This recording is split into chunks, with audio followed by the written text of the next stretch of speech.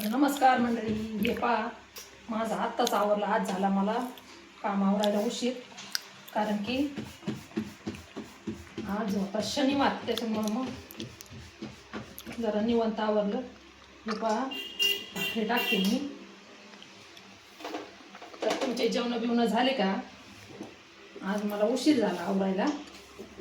तर हे बघा, 2 भाकरी टाकते आणि आज बनवणार आहे मी शेपूची भाजी, कारण की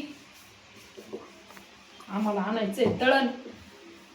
बाजरीचं पण नाही आणि गव्हाचं पण नाही. आता दळण संपलंय, महिना झाला होता, त्याच्यामुळं थोड्या वेळाने आवरल्याच्या नंतर आम्ही मळ्यात जाऊन, मळ्यातच आमचं धान्य, इथं काय आणलं नाही, कारण की इथं जागा नाही आणि इथं ऊन येत नाही ना रूम मध्ये, इथं बुरशी येते धान्याला, त्याच्यामुळं आवरले माझं. आता म्हणलं 2 भाकरी आणि थोडीशी काहीतरी भाजी बनवावं. पण माझ्या दादाचं रात्रीचा भात होता, त्यांनी तो खाल्ला. त्याला भूक नाही लागली. त्याला भूक लागली का, मम्मी हे घेऊ का ग, मम्मी ती घेऊ का ग. त्याला बिस्किट खातो, भाकर खायची जीवावर येते त्याच्या. पाहिलं, गेली आमच्या लाईट जाती ना, तर लगे इथं साईडला आमच्या पाठीमाग रस्ता आहे ना, तिथे टिपी लगे फट्ट आवाज येतो. असं वाटतं काही स्फोट होतोय का काय काय माहिती. तर तुम्ही आज काय भाजी बनवली? मला आज बनवायची शेपूची भाजी. आता माझा दादा खातो का नाही काय माहिती. खायशील का? तर हे पहा, थोडंसं बाजरीचं पीठ होतं, तेवढंच टाकलं मी भाकरी. आणि लोखंडी तव्यावर एकदम मस्त भाकर जमती, अशी कडक पण भाजती. तशी आलेमेच्या तव्यावर अशी चिकचिक होती. याच्या तव्यावर ना इतकी मस्त भाजती. आणि जरा मी जाडच केली, कारण की ते पीठ ना असं जरा जाडसर आलं होतं ना, त्याच्यामुळं पातळ भाकर थापली का लगेच ती जाती अशी तुटून, त्याच्यामुळं थोडीशी जाड धरली. संपलं आता पीठ. ते पण 3 आठवडे झाले होते. ते 2-3 असले ना, त्याच्यामुळं मग संपत नाही. सगळे असले का मग संपतं आमचं बाजरीचं पण पीठ.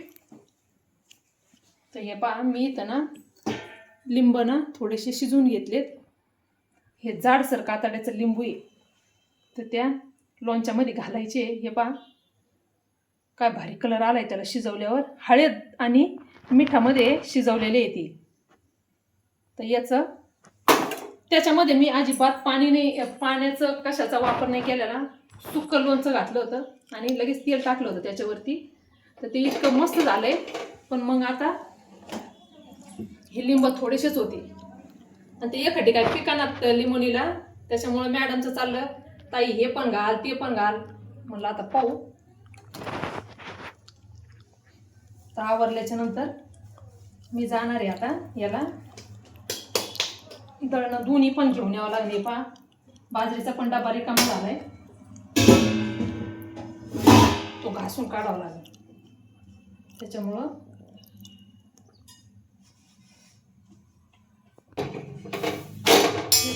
झाल्या माझ्या भाकरी आणि विकत कापून घेते मी शेपूची भाजी.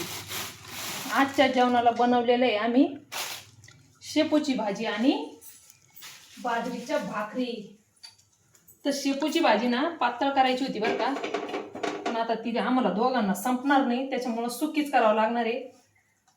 कारण की माझ्या भाऊला काही एवढी आवडत नाही शेपूची भाजी, पण मला आवडती एकटीला. यांना ढेकरं येते, मठाची डाळ आणि हे बघा मठाची डाळ टाकून थोडासा शेंगदाणे टाकून शेंगदाणे लावायचे आणि पातळ मसाला काढायचा. जसं आपण पातळ मेथीची भाजी जर करायची असते ना तेव्हा काढायचे, तशी जर करायची असली तेव्हा काढतो ना, तोच मसाला याला काढायचा. तर इतकी मस्त लागते ना.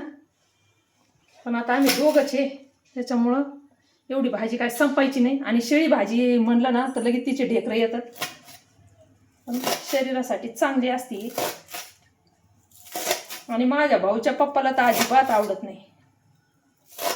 ते म्हणते लय ढेकरं येते.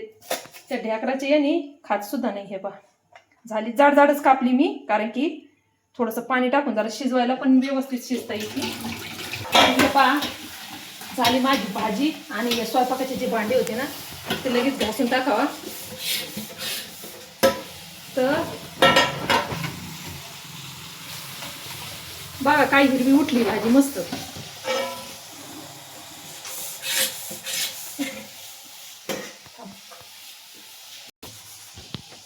तर हे पहा माझे स्वयंपाकाचे भांडे झाले का आणि बसणार जेवायला. तुमचे जेवण झाले का नक्की सांगा.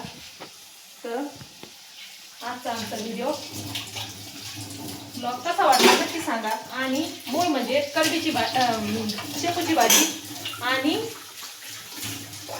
बाजरीच्या भाकरी. तर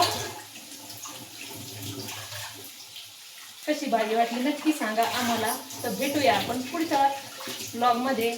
धन्यवाद.